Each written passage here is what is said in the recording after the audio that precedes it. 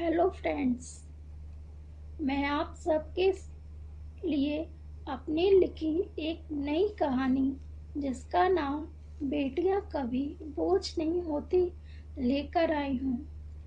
I hope मेरी ये कहानी आप सबको पसंद आएगी। फटाक से कुछ गिरने की आवाज हुई। क्या हुआ? आवाज सुनकर घर के अन्य सदस्य अपने अपने कमरों से निकलकर बाहर आ गए। आज संडे था तो सबकी छुट्टी थी, इसलिए सब घर में ही थे। तभी एक रोबदार आवाज आई। क्या हुआ रीमा? रीमा, जी हाँ, यही नाम था इस घर की बड़ी बहू का, जिसकी अभी 2 महीने पहले इस घर के बड़े बेटे से शादी हुई। रीमा कुछ बोल नहीं पा रही थी डर के मारे। कुसुम जी, रीमा की सास का नाम। क्या हुआ रीमा? तुझे कहीं लगी तो नहीं? मैंने तुझे मना किया था, मैं आ तो रही थी। ये लो, ठंडे पानी में हाथ डालो। सोमेश्वर जी, रीमा के ससुर का नाम। क्या हुआ? क्या कर रही थी तुम? नीरज, जाओ जल्दी से डॉक्टर को बुलाओ। रीमा, यहाँ बैठो। पूनम, जाओ अपनी भाभी के लिए पानी लेकर आओ। रीमा, पापा जी मैं ठीक हूँ, कुछ नहीं हुआ मुझे। घर के बाहर एक खिड़की के पास एक इंसान घर के अंदर का जो भी घटना हो रही सब देख रहा था। सोमेश्वर जी, कैसे कुछ नहीं हुआ जब इतना गर्म पानी गिरा है हाथ पर? रीमा, पापा जी बस पानी के छींटे आए हैं, मैं ठीक हूँ। सोमेश्वर जी, चुपचाप अपना मुंह बंद करके यहाँ बैठ जाओ। पूनम, पानी दो अपनी भाभी को। पूनम, ये लीजिए पानी भाभी। रीमा चुपचाप पानी पी लेती। सोमेश्वर जी, बिक्की सोमेश्वर जी का छोटा बेटा। बिक्की, जी पापा। नीरज से फोन करके पूछो अभी तक क्यों नहीं आया। तभी नीरज की आवाज आती। पापा, मैं आ गया। डॉक्टर रीमा का चेकअप करने लगते। डॉक्टर साहब, घबराने वाली कोई बात नहीं, ये दवाई मैंने लिख दी है, ये आप मंगवा लीजिए। अगर कुछ लगे तो बता दीजिए। सोमेश्वर जी पूछते, कोई और बात तो नहीं? फिर डॉक्टर कहते, नहीं नहीं, ऐसी कोई कुछ नहीं हुआ। फिर डॉक्टर चले जाते। सोमेश्वर जी सबसे कहते, खबरदार, जब तक मेरी बेटी का हाथ ठीक नहीं हो जाता कोई उससे काम नहीं करवाएगा। नीरज, आज से तुम्हारी ये जिम्मेदारी है, रीमा की हर छोटी बड़ी बात का ध्यान रखोगे। रीमा, जी पापा जी। ऑफिस में तुम कह दो कुछ दिन तक घर पर ही रहकर काम करोगी। रीमा, पापा जी मैं बिल्कुल ठीक हूँ। सोमेश्वर जी, मैंने कह दिया तो कह दिया। जी, चलो अब अपने कमरे में जाकर आराम करो। रीमा आराम करने अपने कमरे में चली जाती। बाकी के लोग किचन में जाकर खाने की तैयारी करने लगते।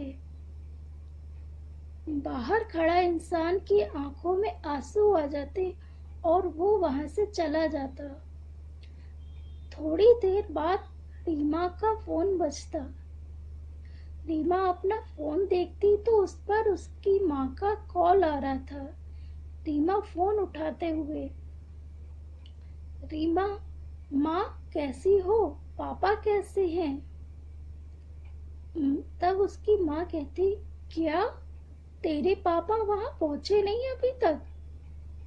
रीमा, पापा यहाँ? नहीं तो पापा तो यहाँ नहीं आए। तब उसकी माँ कहती, क्या कितनी देर पहले निकले हैं, ये रीमा पूछती। तब माँ कहती, 1 घंटा हो गया। क्या 1 घंटा? हाँ, होली आने वाली है तो तेरी पहली होली के लिए पूछने आए थे। रीमा, 1 घंटा हो गया और आप अब पूछ रही हो? माँ, मुझे लगा वहां बैठकर बातें कर रहे होंगे, इसलिए मैंने पूछना सही नहीं समझा। रीमा, आपने पापा को फोन किया? माँ कहती, हाँ बेटा, पहले उनको ही लगाया, जब उनका उठा नहीं तब तुझे मिलाया। अब तो मुझे बहुत ज्यादा घबराहट हो रही है, क्या करूं अब? तब रीमा कहती, आप परेशान ना हो, मैं फोन मिलाकर देखती हूँ। रीमा अपनी माँ का फोन काटकर अपने पापा को फोन मिलाती। रिंग तो जा रही है पर उसके पापा उठा नहीं रहे। इधर एक आदमी एक पार्क में बैठे बैठे कुछ सोच रहा और बीच बीच में उसकी आंखें गीली होने लगती। रीमा बार बार फोन मिलाती पर उसके पापा नहीं उठाते। घबराते हुए रीमा अपने कमरे से बाहर निकलती और सबको आवाज देती। सब उसकी घबराहट भरी आवाज सुनकर अपना काम छोड़कर रीमा के पास आते। नीरज, क्या हुआ रीमा? तुम इतना क्यों घबरा रही? हाथ में जलन हो रही है क्या? डॉक्टर को पास चले? रीमा रोने लगती, कुछ भूल नहीं पा रही थी। कुसुम जी, रीमा क्या हुआ? पूनम से जाओ पानी लेकर आओ। पूनम पानी लाकर रीमा को देती। भाभी पहले पानी पीजिए, फिर बताइए बात क्या है। रीमा, वो पापा। नीरज, क्या हुआ पापा जी को, बताओ। रीमा, अभी माँ का फोन आया था, पापा यहाँ के लिए निकले थे पर अभी तक नहीं पहुँचे। नीरज, हो सकता है कोई मिल गया हो या मार्केट चले गए हो। रीमा, नहीं, उन्हें घर से निकले 1 घंटा हो गया। घर से और यहाँ की दूरी बस 20 मिनट की है, फिर इतनी देर तक कहाँ होंगे। नीरज, तुम घबराओ मत, मैं कुछ करता हूँ। तब तक विक्की अपने पापा को फोन करके सब बता देता। ये खबर सुनकर सोमेश्वर जी अपनी दुकान छोड़कर घर चले आते। सोमेश्वर जी, रीमा, तुम घबराओ नहीं, तुम्हारे पापा को कुछ नहीं होगा। नीरज, तुम रीमा को लेकर उसके घर जाओ। जी पापा। विक्की, तुम मेरे साथ चलो। कुसुम जी, मैं भी रीमा के घर जाऊंगी। सोमेश्वर जी, ठीक है। नीरज, तुम इन दोनों को लेकर निकलो। पूनम, हाँ पापा, तुम घर पर रहो, अगर समधी जी यहाँ आए तो हमें बता देना। जी पापा। सब चले जाते हैं।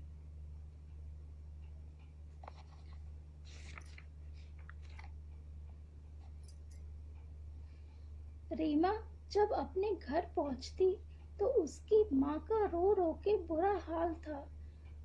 रीमा अपनी माँ के गले लग जाती।